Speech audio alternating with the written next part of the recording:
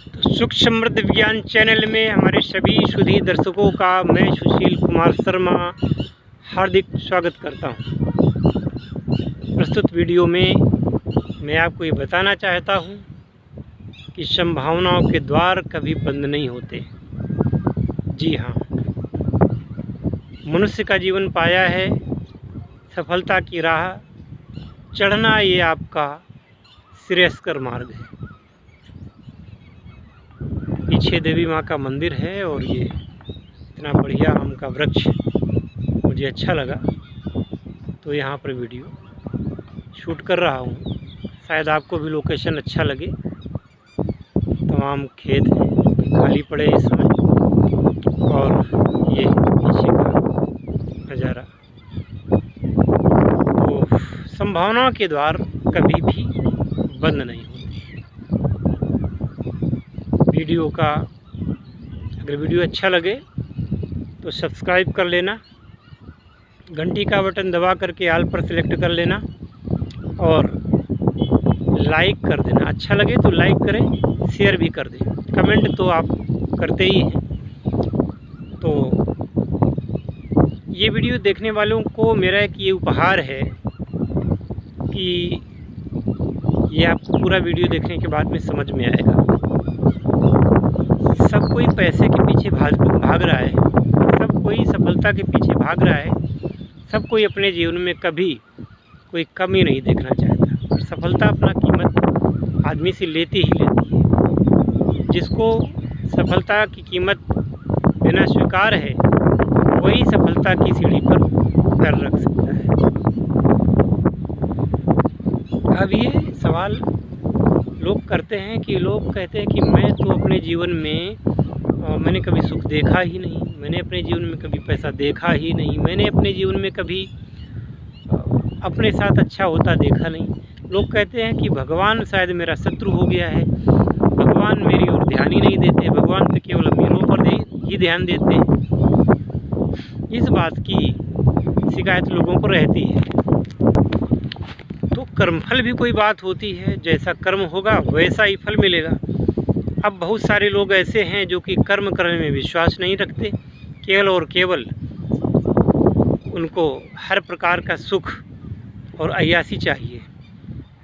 फिर वो एक चीज़ और देखते हैं कि कोई भले ही दूसरे की मृत्यु हो जाए, भले ही किसी की जान चली जाए, उनको स्वाद आना चाहिए, उनको अपना स्वार्थ दिखना चाहिए। अब मान लीजिए कोई जानवर है, गौ से लेकर के तमाम पशु पक्षी हैं, बहुत सारे लोग हैं उनकी जान ले करके उनको खा पी जाते हैं। तो आपने किसी के साथ दया नहीं दिखाई तो आपके साथ ये कुदरत, ये भगवान दया कैसे दिखाएंगे? ऐसा जीवन तो पशुओं के समान होता है, कैसे दया मिलेगी?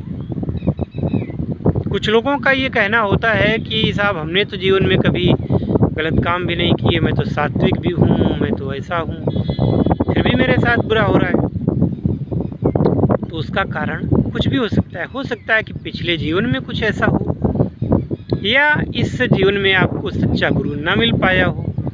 गुरु तो आपने बनाए होंगे परंतु सच्चा गुरु ना मिल पाया हो जो कि आपको सच्ची बात बताता, तो कैसे वो सफलता मिलेगी?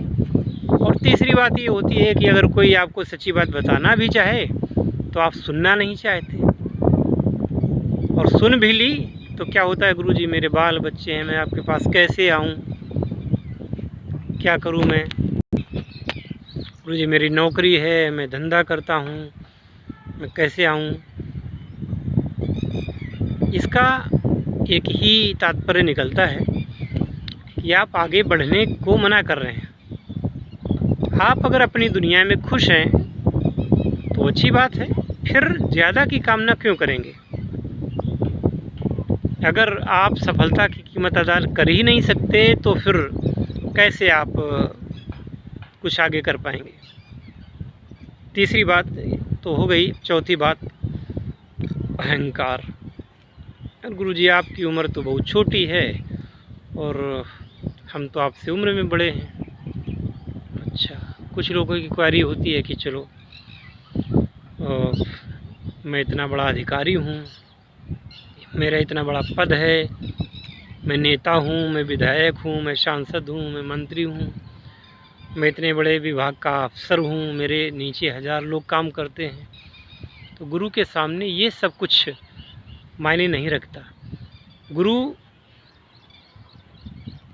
जो निर्धन व्यक्ति है, जो आम आदमी है, गुरु जितना महत्व उसको देता है, वो गुरु उतना ही महत्व किसी बड़े आदमी को देता है। वो जहाँ पर है वहाँ पर बड़ा है। गुरु के सामने तो वो एक मात्र शिष्य है। बहुत सारे लोग होते हैं कि ज्ञान का अहंकार है कि मुझे ये आता है, मैंने ये पढ़ा है, मुझे इतना। जब ज्ञान लेकर के गुरु के पास जाओगे, खाली पत्र लेके जाओगे नहीं, तो ज्ञान आप में कैसे डाल सकेगा? डाल ही नहीं सकता। सामने एक पक्षी अभी अभी यहाँ से निकल गया, इसकी आवाज़ आपने सुनी होगी, वो सामने देखिए उड़ रहा है। ये गया, इसको टिटहरी कहते हैं। काफ़ी टिटहरियों के यहाँ पे हो सकता है अंडे भी हों। और टिटहरी एक ऐसा पक्षी है, मैं बताना चाहूँगा। कहते हैं कि टिटहरी अपने अंडों की, अपने बच्चों की रक्षा के लिए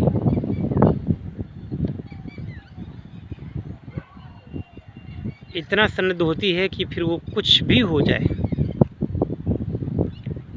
ऐसे ही एक जनश्रुति है पुराणों में कि टिटहरी की बच्चों को बचाने के लिए मुनि अगस्त्य जी समुद्र को पी गए थे। समुद्र के पीने का तात्पर्य अगर उस रूप में न माना जाए तो ये मतलब ये भी माना जाएगा कि असंभव सा प्रयास, असंभव चीज़ को भी संभव बनाने का प्रयास किया उन्होंने।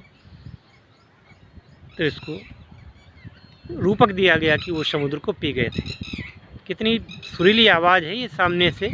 अभी मैं इसके पास जाऊंगा तो ये पास तो फटकने नहीं देगी, ना ये फ़ोटो खिंचवाएगी अपना। बाकी इतना बढ़िया है। और भी पक्षी हैं, पर ये डरते हैं ना इंसान से, क्योंकि इंसान इतना ख़राब व्यक्ति होता है, इतना ख़राब जीव होता है कि वो किसी भी जीव को छोड़ता नहीं है।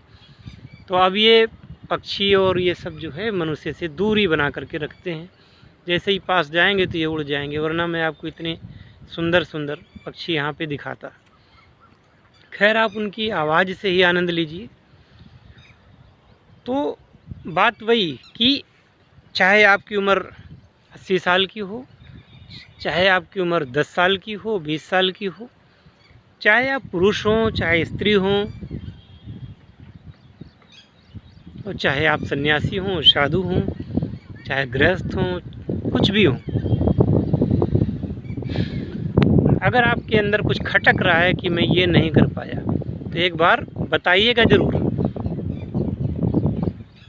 हो सकता है हमारा कोई मंत्र आपके काम आ जाए, हो सकता है हमारी कोई साधना आपके काम आ जाए और आप अपने जीवन में जो प्राप्त करना चाहते हैं वो चुटकियों में प्राप्त कर लें।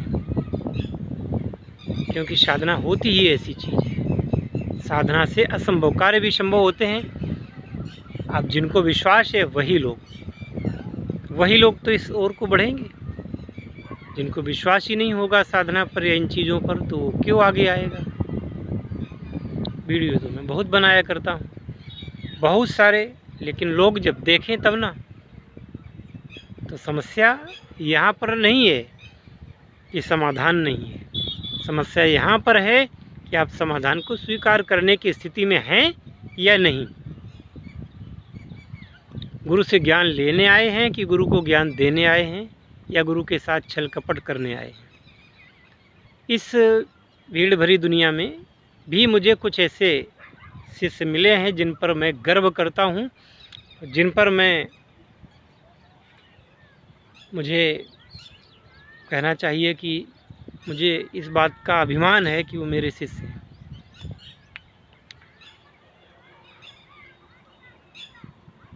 मुझे उनके जीवन को संवारना है, मैं निश्चित कर चुका हूँ। गुरु भी कभी कभी ऐसी परीक्षा लेता है जिसके बारे में कोई सोच ही नहीं सकता। बिना पूछे परीक्षा लेता है, और शिष्य बिना परीक्षा को जाने परीक्षा पर जब खरा उतर जाता है तो वो गुरु की आंखों में बस जाता है। ऐसे ही कुछ शिष्य मुझे मिले हैं जो मेरी दृष्टि में हीरे से भी ज़्यादा मूल्यवान हैं, और मेरी जिम्मेदारी बन जाती है कि मैं उनको वो ज्ञान दे सकूं जिनके कि वो हकदार हैं। बाकी शिष्यों में भी बहुत सारे ऐसे शिष्य हैं जो कि समय पर उस अपनी परीक्षा में फेल हो गए तो फेल हो गए, उनको कोई आगे बढ़ाने वाला नहीं। तो संभावना के द्वार कभी आपके लिए बंद नहीं होते, बशर्ते आप समय को पहचानें और सही समय पर संपर्क कर लें। चलो मिलते हैं अगले वीडियो में, तब तक के लिए नमस्कार। जय श्री राम, जय भोलेनाथ, जय शिव शंकर, हर हर महादेव।